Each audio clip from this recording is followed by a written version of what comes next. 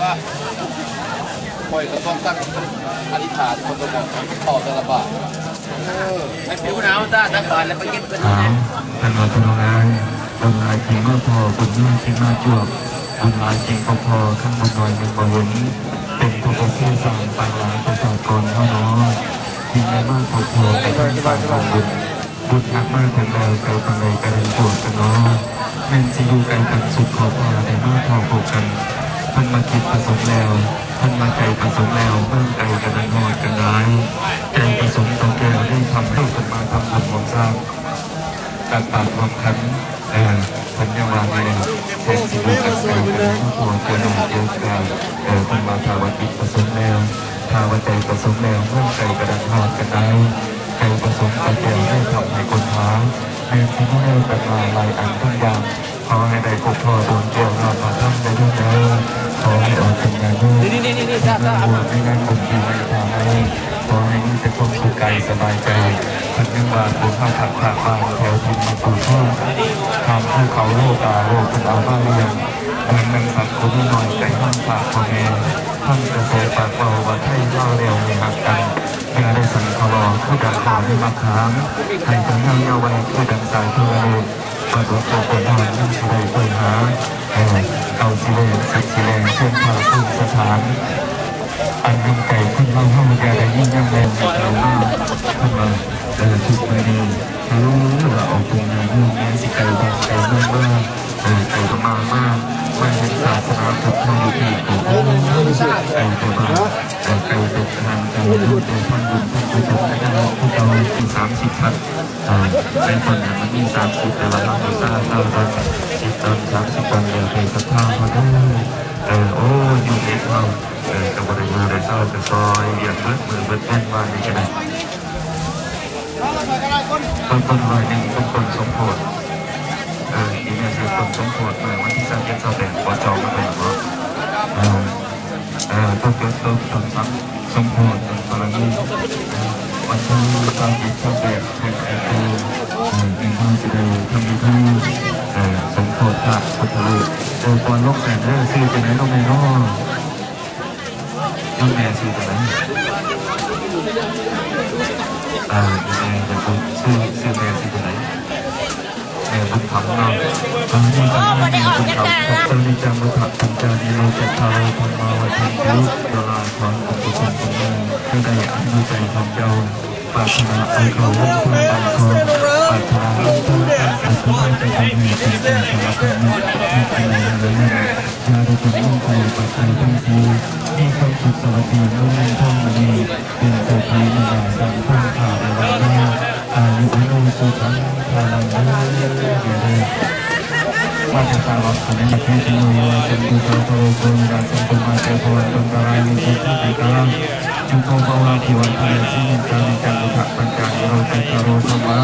วันที่ที่อายุเรียนผู้ฟังพาราอายุนั้นคงมีจันทร์เงินน้ำมันช่วยดีไปเลยมาวันหนักสวยใจของเที่ยวเป็นเกี่ยวกับนี้ทุกทางของเราได้ควบคุมทุกเรื่องได้ภาวะขอให้มีกำลังกายใจทุกข์ตัวเองได้มีความสุขเดียวสุขเก่าแก่สลาอาณาขอให้น้ำมันสั้นปีไปทางดวงขอให้สักสิ่งทั้งปวงของใจในต่ออายุอยู่บนโลกที่ทางฟ้าราคาทำไมพี่น้องนั้นมันมีโทษมันหมดเพียงที่มีท่านในยุคเลยมีสารให้แต่ดิบแค่เป็นลูกดีหมุนดีทำมันไม่หยุดเลยสันนี้มันจะมีคุณงามเลยไม่น่าสะดุดช่วยกันเลยสัญญาทางปล่อยกันน้องแต่เป็นเจ้าเป็นน้องกันต่อไปลุงหน้าไปเป็นผู้นับข้ามาจากนี้ไปเลยเป็นการห่วงบุญห่วงท่านกุศลน้องแต่ว่าอยู่ที่ไหนเลยไปทำงานก็เลยพ่อเลยผู้ใจใสทุกทางถ้าเราอยากไปนอนเราบ้านสามเราอยู่ยังก็เป็นมุกตกแต่ข้างลูกน้องสารที่ตั้งท่าคุยกันหลายวันคุณท่านหลายท่านนอนกลางหน้าตอนคุยกันไว้เราก็เคยจะลงตัวเข้าในหัวบุญดูที่นอนกันนั้นก็หักหน่อยเข้าไปว่าท่านดูนี่เป็นหลายก็หักท่านหลายแต่ยังได้เสด็จได้เราเป็นเพียงคนตามกาวจะได้ยุ่งเลยพอทุกคนก็เรียนจากท่านแผ่ดังกัน วาสนาเท่านั้นแต่กลางบ่คู่กันบุพกรรมไทยมั่นแสดงองค์บ่มีใดถูกปะไม่มนุษย์เพื่อนเท่านี้ปางกันทุกอย่างเข้าไปหาใจชูมือไล่ใดเป็นตัวมือคิดคนที่พยวนท่าติดกันห้องแม่เป็นคดีแต่โบราณทางมากที่เขาเราคือต้องสู่จินเก่าผีกายกำลังตามและนุ่มน้อยคือต้องสู่อาฆาตสัมมาแก้มดอกบัวคือต้องดูท่องกันชาดาจะไม่สดาหายสิ่งเดียวเธอจะไม่นั่งประการกันเรื่องมันเป็นต่อวาสนาบุพกรรมไทยมันสิเดงเก่งไม่ได้ถึงมามันแข่งมันแข่งเลยมันกระแข่งกันเลยออกเป็นกันลูกแต่แข่งกันมันแข่งกันบ่ได้เราต้องผูกนอกตั้งตัวผูกเราโอ้คุณกระเราปลายการคนอายุเพิ่มขึ้นไปปรับลดเป็นทางจะเพิ่มเพื่อให้ตัวเองปรับเต้าอยู่ในชั้นอยู่ในสิ่งกันเราเห็นได้ว่าทั้งตัวผูกนอกตอนนี้มันดีนอกจากคนผูกเราแต่ว่าผู้วัดว่าเป็นอุปสรรคไหนจะเป็นวัดที่ดีได้เมื่อบางทีอุปสรรคประชาชนเราจะยิ่งไปได้เราก็อาจจะด้วยสิ่งนั้นท่านต้องช่วยบางพวกมีการที่ต้องทำคือกันให้บางฝ่ายกบาลจะมามันกบาลจะเกิดเป็นผู้เคยทำได้ในคนตัวซ้ายมาขาดที่มีไปให้มีสบายการให้ไปดูได้เป็นสิ่งที่นั้นขาดทางนี้ออกเป็นอย่างนี้ทำให้ผู้การขาดได้น้อยในใจเราในเรื่องที่ดีไปในใจเด้อ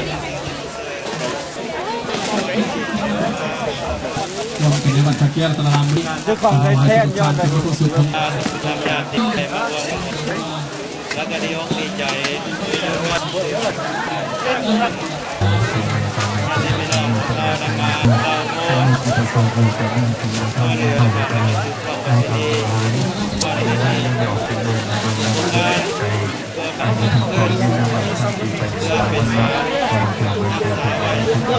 ป็นคนถูกๆอย่างนี้เองที่ว่าของไม่เป็นใจที่เขาควรยังต้องส่งคนเขาเช่นตัวเช่นผู้ปีใหม่เป็นไรที่ตามเป็นที่เป็นเลยที่ใช้ไม่เป็นรายการเป็นอาหารแต่เมื่อเป็นตามชีวิตตัวนี้ที่ทำที่ใจสบายใจการกุศลเริ่มโตเร็วเริ่มมีช่างสองสลึงกับนอกไป3 ใบหาดำเริ่มโอ้ดีเลยท่อน2 สลึงได้นอกต่อสอยกัน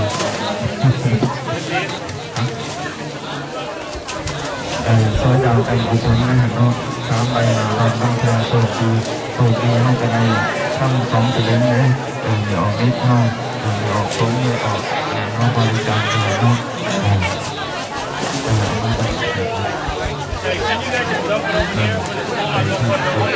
พอจะน้อยก่อนอันนี้แม่นลาตักว่าปีเมานอกมือนี่ก็แม่นลาเมื่อสุดท้ายนี่ไรแม่นเมื่อสุดท้ายมือนี่โอ้ยก็จนผมมีออเดอร์มือนี่ก็คือแห้งจะแห้งสภาพอาสามเหมือนกันเลยที่ว่าปลาแก้วและไข่พลอยเด้อแม่พี่น้องต่างเมืองต่างรัฐก็มีจากประเทศเราก็มีมาทำบุญทำทานกันมือนี่ทางเราหน่อยได้กระดิ่งได้เนาะไม่จับตัวเนาะแบ่งบอกมันเนาะแบ่งคนเอาสาวกระสาวจังสันเอาไปด้วยครับอย่างนี้ต้องใส่เอาที่ดีเอาได้ให้ออกเกิดดีดีเพราะว่าเอาที่ที่3 เวลาโอ้ที่ทายเขียนเป็นในการไปลาไปท่องพอเอาไปปักเนี่ยเป็นที่สุดเนาะเท่านี้เราว่าเขาถัดจากสมพรแก่ประเสริฐคนต้องทำที่ทางไอ้กันในบ้านเนาะคนต้องที่สูตรได้ภาษาใต้ไอ้นี่ไปในรถนี่เลยไอ้หัวหนักขอคิดดูสักแบบดีบอกมันคิดดีที่กระต่ายที่เพาะเนาะถามพ่อไม่บอกที่เป็นสักเป็นสำหรับคนไม่ทำปัจจัยที่มาเอาเชื่อเดี๋ยวให้ใครจะเล่าเอารายการที่จะออกวันนี้ก็เป็นวันอาทิตย์ทำอร่อยเอาที่ขอเนาะรายการในออกนี้ตอนออกมีออกนี้วิ่งเนาะ ที่กระต่ายที่เขาที่กันห้อยท่านเป็นกระทบที่กันที่เขาเป็นแบบนี้เราจะใช้ที่นั่งรถที่ใหญ่ในประเทศไทยตกใจเนาะที่ยังอยู่คุณดูตาโตโกยาขบวนบนตะไลนุสุขีติกายังโกภวะที่วัดที่สาธิตมุขสังฆานุปิโตธรรมาวสันติอายุวันุสุขังภาลังอายุนันขอให้ยามันขึ้นเยอะเลยสัตว์มันขึ้นบนเจ็บขึ้นมาเชื่อสายคนในสวรรค์โลกเป็นคนปฏิเกิดในสังคมภาพเป็นนามสมมติของใครต้องเป็นเพื่อนเรื่องเป็นการคนในใจขอให้เจ้าคุณเป็นพลังมั่นคงคนอายุนันขอหลังท่านที่ไปทำนี้ตัดสมัติพระองค์มาทุ่มต้องใจมีความสุขกายสบายใจในปานได้ทางซ้ายไม่หยอกเลิกอธิษฐานท่านอธิษฐานดังปานานิ่งเป็นจริงในตัวเพียรสุดใต้ก็จะพูดเจ้าแสดงกันแต่เข้าไปจะต่างเรื่องออกอธิษฐานเพราะว่าเข้าตาจะผ่านภาคบุญเนี่ยเพราะว่าเป็นที่สุดเพราะเป็นความพอดีบุญมันใช้ลงดินกับเรือเนาะสำคัญก็ของเอวเนาะท่านมาที่เรื่องการเรียนชี้แจงขึ้นคำถามอธิใจต้องนุ่งยังได้ไม่เล่นขนาด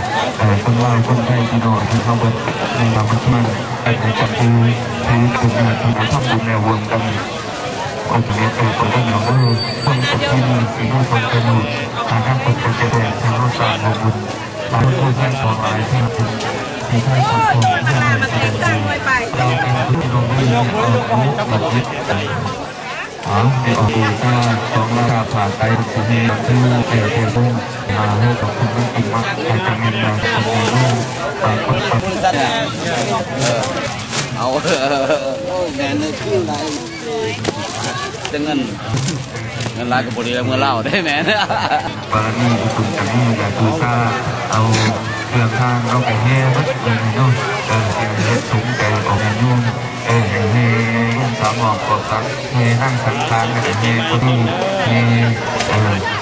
ข่าวตายเฮ่เป็นสังฆทานเนาะแต่เป็นคนแต่ละทุกคนใดมีคนแต่ทุกข้างไปบ้านกับพระเดชยังสั่งบรรดาคนงานรู้หมดตรวจคันนี้กาขอชาวบ้านศรัทธาแบบนู้อุปโภคจะได้แบบหนึ่งสองเราที่วัดได้บ้านกับเป็นอย่างเบิ้ลของหลอกเบิ้ลที่ขั้นตอนเราขอตัวเราบริจาคตัวทางเราแต่ว่าทางไปได้แน่เป็นเสียเปรียบเป็นผู้กุศลถึงสมบัติตาไว้ให้คนท่านทางของตนเขาก็เอาตัวเขาให้ขึ้นมาเมื่อเพื่อตายยังมีกระดูคนตายแล้วไว้ที่ปรณีปรไปโลกาเพราะว่าขบวนทองคนดีอดทนยังตั้งตำบลใดขึ้นมามีเป็นทำงานหลังนี้ตายไปแล้วไปอย่างบัวตรงนี้ก็ได้แต่สั่งมันเอียงมันบริย่างหากันทันทีเลยขึ้นมาวันนี้รู้เห็นหน้ามันแต่สั่งคนยังว่ามันหลุดตีโลกวงมันบดถึงขั้นสงสารได้ขัดจริงๆคนวันนี้คนเดียวท่านได้มาเห็นมีแผลให้นาตาสุดหัวหนึ่งมันห่างตัวกันน้อยแต่เป็นน้อยก็ยังน้อยไปเป็นฝ่ายหักเขาเป็นคนละที่การนี้ต้องมาให้เอาคนนั้นที่เป็นราชาบางเถื่อขอทางกดบางเถื่อที่ใจที่สุดที่สุดแต่เป็นนี่ไปทำยังมาสุดในปัญเจโตมันเงินไปที่ไม่ทางการเปลี่ยนตั้งให้ที่ต้องไปอีกโตมันก็เป็นผู้บดถึงออกที่ออกเลยยังได้บุญได้ว่าข้าวบดข้าวผมเก่ายังได้บุญได้เข้ากระทั่งเป็นของเรา50 เส้นกระดับของสุดท้ายของเราเพื่อออกจากบ้านเด่นการเด่นไกลมีพลังทางวันเจ้าผู้ฝ่าพลังวันใดยังสามารถสีทาเดินกันไปคำถามเป็นคำตอบไปทำความผิดออกมาไปวางง่ายวันดีมาถึงแล้วเจ้าทำบุญแล้วเจ้าทำบุญแล้วมาที่อีเมลก็ต้องหันกระไดก่อนไม่โค่นกระจายเสียงบอกข่าวยังส่งเอาบุญตอนคนโอ้ยที่นั้นโอ้ยหลอกนิดเท่ากันศรัทธามาบูชาบาลี